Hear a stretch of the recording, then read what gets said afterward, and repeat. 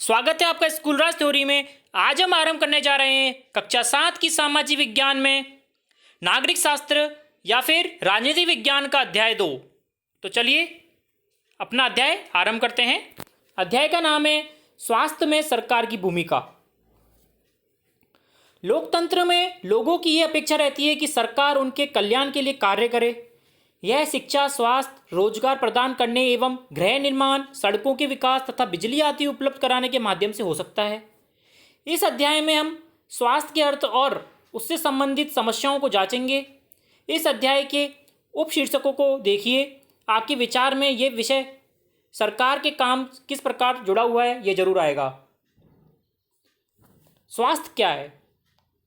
स्वास्थ्य के बारे में हम अनेक प्रकार से सोच सकते हैं। स्वास्थ्य का अर्थ है हमारा बीमारियों और चोट आदि से मुक्त रहना। लेकिन स्वास्थ्य केवल बीमारियों से संबंधित नहीं होता। आपने उपयुक्त कॉलेज में से केवल कुछ स्थितियों में ही स्वास्थ्य को जोड़कर देखा होगा। प्राय हम ध्यान नहीं देते हैं कि उपयुक्त हर स्थिति में संबंध में स्वास्थ्य है। बीमारी के अलावा हमारे लिए उन कारणों पर भी विचार करना आवश्यक है जो हमारे स्वास्थ्य पर प्रभाव डालते हैं। उदाहरण के लिए, यदि लोगों को पानी स्वच्छ नहीं मिलेगा, वातावरण शुद्ध नहीं मिलेगा, तो वे स्वस्थ कैसे रहेंगे?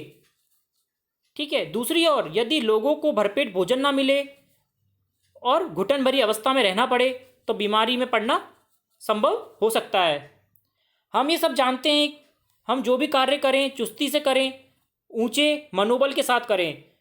सुस्त और अकर्मण्य रहना, चिंताग्रस्त होना, लंबे समय तक डरे सहमे रहना स्वास्थ्य जीवन के लक्षण नहीं है, स्वस्थ जीवन के लक्षण नहीं है। ठीक है। हम सबको तनाव मुक्त, प्रसन्न रहना चाहिए और हमारे जीवन के सभी पहलू स्वास्थ्य के हिस्से हैं। जैसे ऊपर कॉलेज में आप देख सकते हैं, ये पानी लेने के लिए आए हुए हैं। ये चिंता मुक्त, ये भी चिंता में है। ठीक है। भोजन की कमी के कारण ये स्वस्थ भोजन है। ठीक है। ये प्रदूषण हो रहा है। इसी प्रकार दूसरे कॉलेजेस हैं जिसमें गंदगी फैली हुई है, इसमें पानी की कमी को दर्शा रहा है। ठीक है। हर चीज़ स्वास्थ्य से जुड़ी हुई है। भारत में स्वास्थ्य की सेवाएं। आइए भारत में स्वास्थ्य सेवाएं के कुछ पहलुओं को परीक्षण करें। यहाँ दी गई तालिका के प्रथम तथा द्वितीय स्तंभों में दिखाई गई स्थितियों की तुलना कीजिए। संसार भर में भारत में सर्वाधिक चिकित्सा महाविद्यालय हैं। यहाँ सबसे अधिक डॉक्टर तैयार किए जाते हैं। लगभग हर वर्ष 15,000 नए डॉक्टर योग्यता प्राप्त करते हैं। भारत के अधिकांश डॉक्टर शहरी क्षेत्रों में बसते हैं। ग्रामीण वासियों तक डॉक्टरों को पहुँचाने के लिए लंबी दूरी तय करनी पड़ती है। ग्रामीण क्षेत्रों में जनसंख्या के मुकाबले डॉक्टरों की संख्या काफ़ी कम है। ठीक है। पिछले वर्षों में स्वास्थ्य सेवाओं की सुविधा में काफ़ी वृद्धि हुई है। सन 1950 में भारत में केवल 2,717 अस्पताल थे, जबकि सन 1991 में 11,174 हो गए और 2000 में बढ़कर 18,218 हो गए। इधर और देखते हैं, भारत में करीब 5 लाख लोग प्रतिवर्ष तपेदिक जो टीबी से मर जाते हैं। स्वतंत्रता प्राप्ति से अब तक इस संख्या में कोई परिवर्तन नहीं हुआ है। हर वर्ष मलेरिया के लगभग 20 लाख मामले रिपोर्ट प्राप्त होती है। यह संख्या कम नहीं हो रही। भारत में विदेशों से बड़ी संख्या में इलाज कराने हेतु चिकित्सा पर्यटक आते हैं। वे उपचार के लिए भारत में कुछ ऐसे अस्पताल में जाते हैं जिनकी तुलना संसार के सर्वश्रेष्ठ अस्पतालों में की जाती है। हम सबको पीने के स्वच्छ जल उपलब्ध नहीं करा पा रहे हैं। संचारणीय बीमारियां पानी के द्वारा एक दूसरे से लगती हैं। इन बीमारियों में से 21% जल जनित होती हैं, जैसा कि हैजा, पेट के कीड़े, हेपेटाइटिस आदि। भारत विश्व का दवाई निर्मित करने वाला चौथा बड़ा देश है। यहाँ से भारी मात्रा में दवाई निर्यात होती है।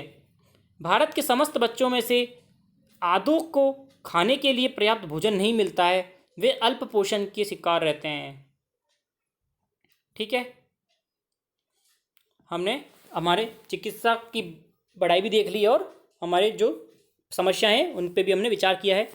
भारत में प्राय ये कहा जाता है कि हम सबको स्वास्थ्य सेवाएं प्रदान करने में असमर्थ हैं क्योंकि सरकार के पास इसके लिए पर्याप्त धन सुविधाएं नहीं हैं। ऊपर दिए गए बाएं हाथ में स्तंभ को पढ़ने के बाद क्या आप इससे सही मानते हैं, चर्चा कीजिएगा। बीमारियों से बचाव और उनके उपचार के लिए हमें उचित स्वास्थ्य सेवाएं जैसे स्वास्थ्य केंद्र, अस्पताल, परीक्षणों के लिए प्रयोगशालाएं, एम्बुलेंस की सुविधा, ब्लड बैंक आदि जो मरीजों को आवश्यक सेवाएं हैं और देखभाल उपलब्ध करा सकें। ऐसी सुविधाओं की व्यवस्था को चलाने के लिए हमें स्वास्थ्य सेवकों, नर्सों, योग्य डॉक्टरों तथा अन्य विशेषज्ञों की जरूरत पड़ती है जो परामर्श दे सकें, रोग की पहचान कर सकें और इलाज कर सकें। मरीजों के इलाज के लिए हमें आवश्यक दवाइयाँ तथा उपकरण भी चाहिए। जब हम बीमार होते हैं तो अपने इलाज के लिए हम इन सुविधाओं की जरूरत पड़ती है। भारत में बड़ी संख्या में डॉक्टर, दवाखाने, अस्पताल हैं। देश में सार्वजनिक स्वास्थ्य सेवाओं को चलाने का पर्याप्त अनुभव और ज्ञान भी उपलब्ध है।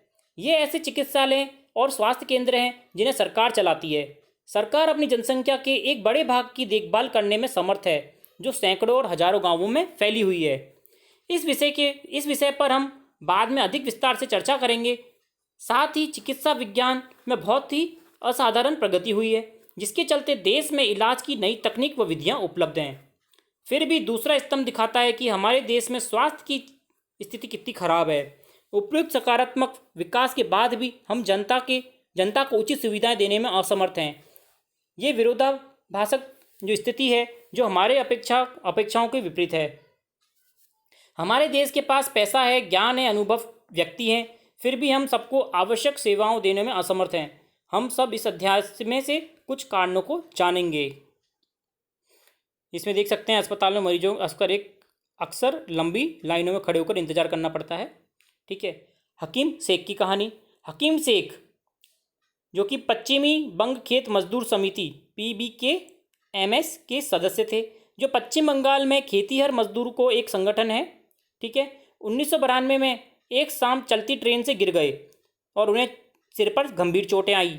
उनकी हालत बहुत नाजुक थी, तुरंत इलाज की आवश्यकता थी। उन्हें कोलकाता के एक सरकारी अस्पताल में ले जाया गया, लेकिन उन्हें भर्ती करने से मना कर दिया गया क्योंकि वहाँ बिस्तर खाली नहीं था। दूसरे अस्पताल की आवश्यक सुविधाएं तथा इलाज में जरूर विशेषज्ञ नहीं थे। इस प्रकार अत्यंत गंभीर हालत में उन्हें 14 घंटे के अंदर 8 सरकारी अस्पतालों में ले जाया गया, किंतु किसी ने भी उन्हें भर्ती नहीं किया। अंत में उन्हें एक निजी अस्पताल में भर्ती कराया गया, जहां इनका इलाज हुआ। उन्होंने अपने इलाज में बहुत पैसा खर्च किया। जिन अस्पतालों ने उन्हें भर्ती करने से इनकार कर दिया था, उनकी अपेक्षापूर्ण रवैये से नाराज और क्षुब्ध होकर हकीम शेख ने PBKMS ने कोर्ट में मुकदमा दायर किया था। ऊपर दी गई कहानी में हमने पढ़ लिया है। कल्पना कीजिए कि एक न्यायाधीश हैं, तो आप हकीम शेख को क्या कहेंगे? एक इलाज का खर्च देखते हैं। अमन व रंजन अच्छे मित्र थे। रंजन का परिवार साधन संपन्न था, जबकि अमन के माता पिता जैसे तैसे गुजारा करते थे। अरे अमन, बड़े दिनों बाद मिले, कैसे हो? मुझे वायरल बुखार हो गया था, अस्पताल जाना पड़ा। अच्छा, मुझे भी वायरल हुआ था, इसी सोमवार से स्कूल आ रहा हूँ। मेरे डैडी किंग्सवे के अस्पताल के डॉक्टर को दिखाने गए थे, वहाँ बहुत अच्छा लगा। अस्पताल की बिल्डिंग ऐसी चकाचक दिखती थी कि मुझे लगा कि 5 सितारा होटल हो। डैडी कह रहे थे ये एक प्राइवेट अस्पताल है और बढ़िया सुख सुविधाएं यहाँ मिलती है। रिसेप्शन काउंटर पर ही डैडी को 500 रुपये देने पड़े और डॉक्टरों को दिखाने से पहले ही पता चला कि अच्छा संगीत बज रहा था और सब कुछ इतना साफ सुथरा व जगमग था। डॉक्टरों ने मुझे बहुत से परीक्षण करवाने को कहा, पर वहाँ तो सब लोग दोस्तों की तरह बात कर रहे थे। एक महिला ने जांच के लिए मेरा खून लिया। उसने बातों ही बातों में खूब मजाक किया और मुझे दर्द का पता भी नहीं लगने दिया। जब सारे परीक्षणों के नतीजे आ गए तो हम वापस डॉक्टर के पास गए। उन्होंने नतीजों को देखा और कहा सब कुछ ठीक है, मुझे सिर्फ वायरल हुआ है। उन्होंने कई सारी दवाइयाँ लिखी और आराम करने को कहा। क्या तुमने रियलिटी टीवी पर बैटमैन वाला चुटकुला सुना है? ये नर्स ले रही है उसका खून, जब वह उसे हंसाने का प्रयास करी ताकि उसे दर्द ना हो। हाँ तो जब जनाब, ये गुलाबी गोली दिन में 3 दफ़ा लेनी है, ये सफ़ेद वाली सोने से पहले, ये शरीर के दर्द के लिए है और ये सिरप घबराए नहीं, बढ़िया स्वास्थ्य है इसका। धन्यवाद डॉक्टर, मुझे तो अभी से ठीक लगने लगा है। तुम्हें तो सारी बातें बताने के लिए कब से इंतज़ार कर रहा हूँ। अच्छा अपनी तो कहो, तुम किस अस्पताल में गए? वह तुम्हारे वाले अस्पताल जितना अच्छा नहीं था। पहले तो अब्बा मुझे ले जा नहीं रहे थे क्योंकि उसमें समय बहुत लगने वाला था। जब हमारी बारी आई तो डॉक्टर ने मेरी जांच के लिए, और सच में इतना समय लगा कि हम एक बड़े से सरकारी अस्पताल में गए। हमें ओपीडी काउंटर पर ही एक लंबी लाइन का इंतज़ार करना पड़ा। मेरी तबीयत इतनी ख़राब हो रही थी कि पूरे समय अब्बा के सहारे ही टिका रहा। ठीक है। जब हमारी बारी आई तो डॉक्टर ने मेरी जांच ली, खून की जांच कराने के लिए कहा। इसके लिए हमें लंबी लाइन में खड़ा होना पड़ा। जहां जांच के लिए खून लिया गया वहां भी बहुत भीड़ भड़क्का था। हमें 3 दिन बाद खून की जांच नतीजे मिले। फिर हम वापस अस्पताल गए और उस दिन कोई दूसरी डॉक्टर बैठी थी। मुझे उसका ओपीडी कार्ड दिखाओ और खून की रिपोर्ट जल्दी करो। ठीक है। इसे वायरल लगता है, कोई फिक्र की बात नहीं है। बुखार उतारने की गोली दे देना, बस कुछ नहीं। मेरा अस्पताल था तो बढ़िया था, पर उन्होंने मुझे बहुत ज़्यादा दवाइयाँ दे दी। मेरे इलाज में 3500 रुपये से ज़्यादा खर्च हो गए। इतना खर्चा? मेरे इलाज में तो सिर्फ 150 रुपये लगे। रंजना का इतना अधिक पैसा क्यों खर्च हुआ?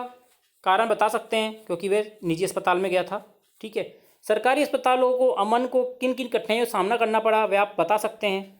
आप भी जाते होंगे तो आप भी बता सकते हैं सरकारी अस्पताल में किस किस कठिनाइयों को गुजरना पड़ता है। जब आप बीमार होते हैं तो आप कहाँ जाते हैं और किन कठिनाइयों से गुजरना पड़ता है, वे अनुच्छेद आप लिख सकते हैं। निजी अस्पतालों में हम किन समस्याओं का सामना करना पड़ता है उसकी भी चर्चा कर सकते हैं।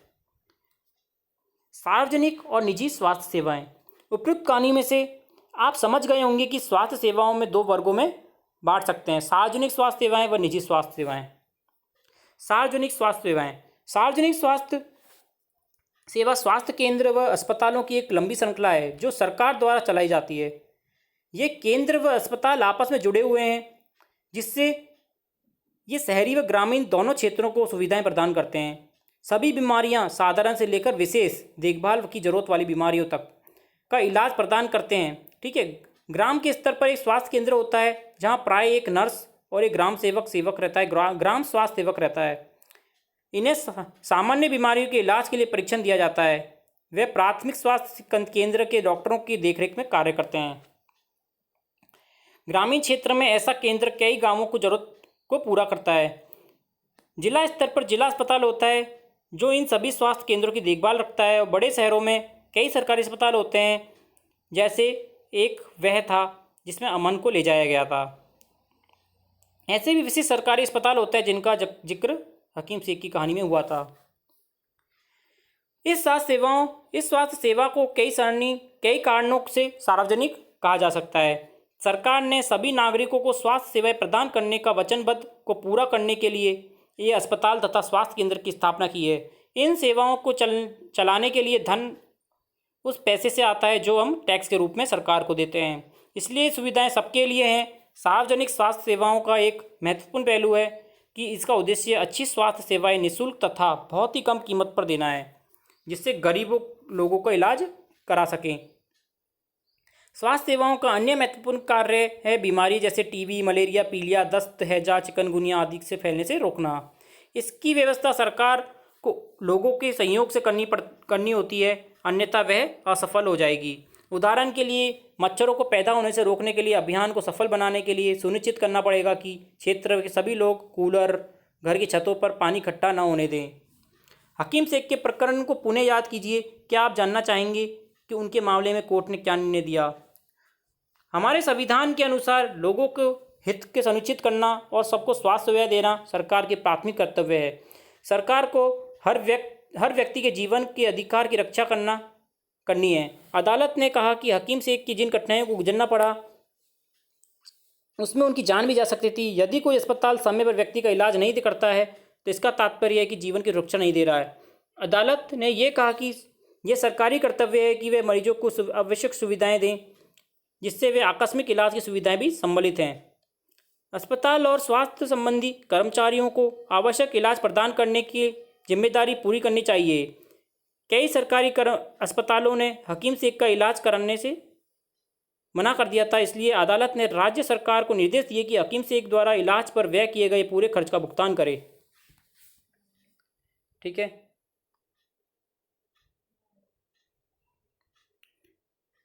इस पिक्चर में क्या दिखाई दे रहा है, गांव में एक स्वास्थ्य केंद्र पर मरीज को दवाई देती दिख डॉक्टर। एक सरकारी अस्पताल में अपने बीमार बच्चे के साथ औरत बैठी हुई है। ठीक है। यूनिसेफ के अनुसार हर साल 20 लाख बच्चे संक्रमण से मर जाते हैं जिन्हें रोक पाना संभव है। ठीक है।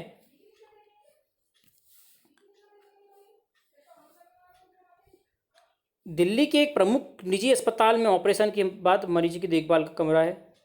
ठीक है।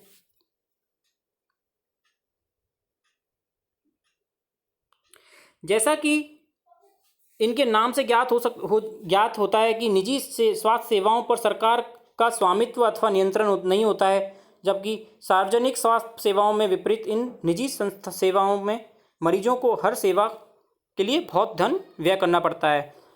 आज निजी स्वास्थ्य सेवाएं चारों ओर दिखाई देती हैं। अब तो बड़ी बड़ी कंपनियां अस्पताल भी चलाती हैं।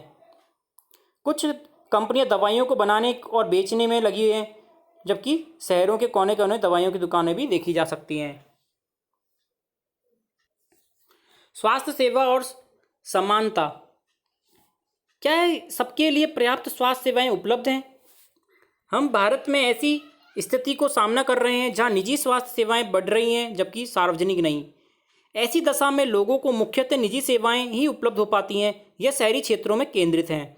ये सेवाएं लाभ कमाने के लिए चलाई जाती हैं, इसलिए इन सेवाओं का मूल्य भी अपेक्षाकृत अधिक रहता है। दवाइयाँ महंगी होती हैं, बहुत से लोग उन्हें खरीदने से समर्थ नहीं हो पाते हैं, इसलिए जब परिवार में बीमारी होती है तो उन्हें ऋण लेना पड़ता है। अधिक पैसा कमाने के लिए निजी सेवाएं प्राय ऐसे कार्यों को प्रोत्साहित करती हैं जो सही नहीं हैं। कई बार सस्ते तरीके उपलब्ध होने पर भी उनका उपयोग नहीं किया जा सकता। उदाहरण के लिए प्राय देखा जाता है कि बहुत से डॉक्टर अनावश्यक दवाइयाँ, इंजेक्शन व सैलाइन बोतल आदि की सलाह देते हैं, जबकि साधारण दवा या गोली पर्याप्त हो सकती थी। ठीक है। ये जो दिख रहा है, इसमें क्या दिखाई दे रहा है, ग्रामीण इलाकों में अक्सर एक जीप ही मरीजों की चलता फिरता दवाखाना बन जाती है। ठीक है। तथ्य ये है कि जनसंख्या के 20% लोग ही बीमारी के दौरान आवश्यक दवाइयों को खरीदने में सक्षम हो पाते हैं। वह लोग भी जिन्हें हम गरीब नहीं समझते, दवा संबंधी खर्चे उठाने में कठिनाई अनुभव करते हैं। एक अध्ययन में पाया गया है कि जो लोग अस्पताल में किसी बीमारी या चोट लगने के कारण भर्ती होते हैं, उनमें से 40% लोग खर्चों का भुगतान करने के लिए पैसे उधार लेते हैं या अपनी कुछ संपत्ति बेचते हैं। हम पास में चित्र को देख सकते हैं जिसमें एक गर्भवती महिला डॉक्टर के लिए कई किलोमीटर पैदल चल रही है। गरीब लोगों के लिए परिवार में हर बीमारी चिंता और मुसीबत का कारण बन जाती है। इससे भी बड़ी बात यह है कि ऐसी स्थिति में बार बार आती है। ठीक है। गरीब लोग पहले से ही पोषण की कमी के शिकार होते हैं। यह परिवार उतना भोजन नहीं खाते जितना उन्हें खाना चाहिए। उन्हें जीवन की आधारभूत सेवाएं जैसे पीने का पानी, घर के लिए पर्याप्त जगह, साफ सुथरा वातावरण तक उपलब्ध नहीं हो पाता है। इसलिए उनकी बीमार पड़ने की संभावना अधिक रहती है और बीमारी पर होने वाले खर्चे से उनकी हालत खराब और हो जाती है। कभी कभी केवल पैसा ही लोगों को बेहतर इलाज में बाधक नहीं होता। उदाहरण के लिए महिलाओं को तुरंत इलाज के लिए डॉक्टरों के पास नहीं ले जा सकता। कई आदिवासी क्षेत्रों में स्वास्थ्य केंद्र कम है, वे अच्छी तरह नहीं चलाए जाते हैं, वहाँ निजी अस्पताल सेवाएं भी उपलब्ध नहीं हैं। क्या किया जा सकता है? इसमें कोई संदेह नहीं है कि हमारे देश में लोगों को स्वास्थ्य की दिशा में अच्छी नहीं है। यह सरकार का उत्तरदायित्व है कि वह अपने सब नागरिकों को, विशेषकर गरीब व सुविधाहीनों को गुणात्मक स्वास्थ्य सेवाएं प्रदान करे। फिर भी लोगों का स्वास्थ्य जितना जीवन की आधारभूत सुविधाएं पर है और उनकी सामाजिक स्थिति पर निर्भर है, उतनी ही स्वास्थ्य सेवाओं के ऊपर भी। इसलिए लोगों के स्वास्थ्य की दिशा सुधारने के लिए दोनों पक्षों पर कार्य करना आवश्यक है। ऐसा करना संभव है। अगले प्रश्न पर दिए गए उदाहरण देखिए।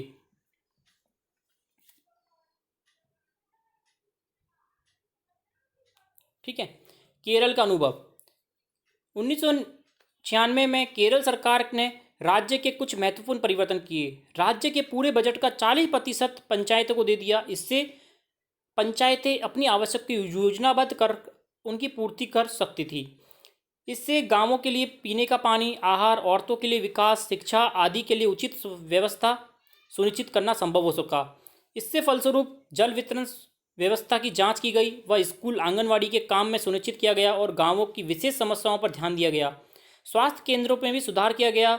इन सब कार्यों में से स्थिर स्थिति में सुधार आया। इतने प्रयत्नों के बाद भी कुछ समस्याएं बनी रही, जैसे दवाइयों की कमी, अस्पताल में अपर्याप्त बिस्तर, पर्याप्त डॉक्टरों का न होना आदि।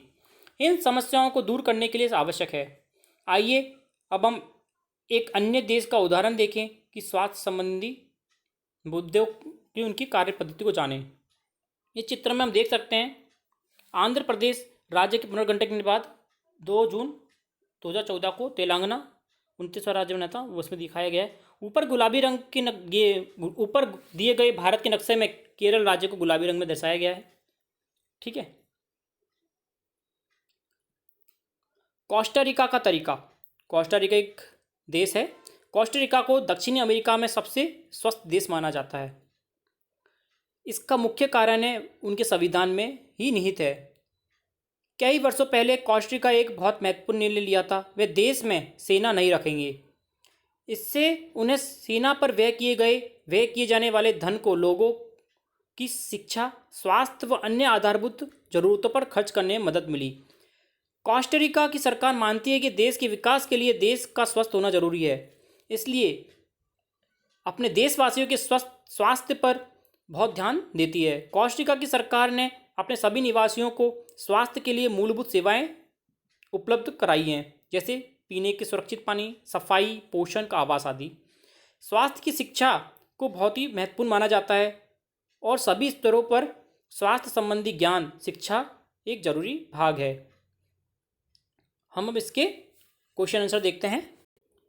प्रश्न नंबर 1 है, इस अध्याय में आपने पढ़ा है कि स्वास्थ्य में सिर्फ बीमारी की बात नहीं की जा सकती। संविधान से लिए गए एक अंश को भी यहाँ पढ़िए और अपने शब्दों में समझाइए कि जीवन का स्तर और सार्वजनिक स्वास्थ्य के क्या मायने होंगे।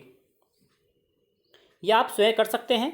दूसरा प्रश्न देखते हैं, सबके लिए स्वास्थ्य की सुविधाएं उपलब्ध कराने के लिए सरकार कौन कौन से कदम उठा सकती है, चर्चा कीजिए। सरकार को प्रदूषण नियंत्रण के लिए कानून की सख्ती करना जरूरी है। वायु प्रदूषण, ध्वनि प्रदूषण और जल प्रदूषण स्वास्थ्य को नुकसान पहुंचाता है। सरकार को चिकित्सा शिक्षा में सुधार करना चाहिए। पीने के लिए स्वच्छ पानी की व्यवस्था करनी चाहिए। गरीब लोगों के लिए एम्बुलेंस, ब्लड बैंक, अस्पताल की निःशुल्क सुविधा करवानी चाहिए व स्वास्थ्य बजट में वृद्धि करनी चाहिए। अगला प्रश्न देखते हैं,